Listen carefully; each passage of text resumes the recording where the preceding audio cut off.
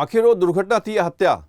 दिशा Salian case में पिता की याचिका से मचा हड़कंप। क्या दिशा सालियन की मौत एक हादसा थी या इसके पीछे कोई गहरी साजिश थी?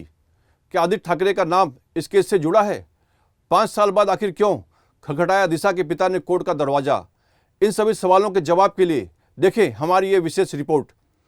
नमस्कार, आप देख रहे हैं आवाज इंडिया। मैं आपका होस्ट अंजनी मिश्रा।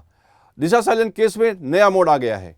5 साल पहले 8 जून 2020 को मुंबई के मलाड में 14वीं मंजिल से गिरकर दिशा सालियन की मौत हो गई थी। पुलिस जांच में इसे हादसा बताया गया था, लेकिन अब 5 साल बाद दिशा के पिता ने बॉम्बे हाईकोर्ट का दरवाजा खटखटाया है और सीबीआई जांच की मांग की है। इसके साथ ही उन्होंने आदित्य ठाकरे के खिलाफ एफआईआर दर्ज करने की मांग की है। इस केस के फिर से खुलने के बाद महाराष्ट्र की सियासत में भूचाल आ गया है। बॉम्बे हाईकोर्ट में याचिका के मायने। दिशा सालियन, जो सुशांत सिंह राजपूत की मैनेजर थी, उनकी मौत को मुंबई पुलिस ने आत्महत्या बताया था, लेकिन दिशा के पिता ने हाईकोर्ट में दाखिल की गई याचिका में दावा किया है कि आत्महत्या नहीं बल्कि हत्या थी। दिशा के पिता का कहना है इस मामले में सबूतों से छेड़छाड़ की गई है और आदित्य ठाकरे की संलिप्तता की जांच होनी चाहिए। उन्होंने कोर्ट से सीबीआई जांच की मांग करते हुए एफआईआर दर्ज करने की अपील की है। इस मामले ने महाराष्ट्र की राजनीति को फिर से गरमा दिया है। शिवसेना यूबीटी की सफाई। शिवसेना यूबीटी के नेता संजय राउत ने मामले पर सफाई देते हुए कहा है कि यह दुर्घटना थी, हत्या नहीं।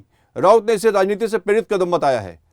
उन्होंने कहा कि ये लोग औरंगजेब के मुद्दे पर पनप नहीं पाए, इसलिए अब दिशा सालियन के केस को उछाल रहे हैं। दिशा सालियन की मौत का सच अभी तक दबा हुआ था। क्या इस केस में सचमुच राजनीतिक साजिश की बू आ रही है? क्या आदित्य ठाकरे का नाम इस केस से जुड़ा है? अगर सबूतों से छेड़छाड़ हुई है तो आखिर किसने और क्यों की? इस मामले की गूंज अब विधानसभा तक पहुंच चुकी है। विपक्ष ने कहा है कि सच सामने लाना जरूरी है। सवाल यह भी उठ रहा है कि अगर यह सिर्फ हादसा था तो 5 साल बाद अचानक ये मामला क्यों उछला? दिशा सालियन की मौत का सच क्या है, ये तो अब जांच के बाद ही सामने आएगा। लेकिन ये साफ है कि इस मामले के खुलने के बाद महाराष्ट्र की राजनीति में नई हलचल शुरू हो चुकी है। क्या यह सिर्फ एक दुर्घटना थी या सच में इसके पीछे कोई बड़ी साजिश थी?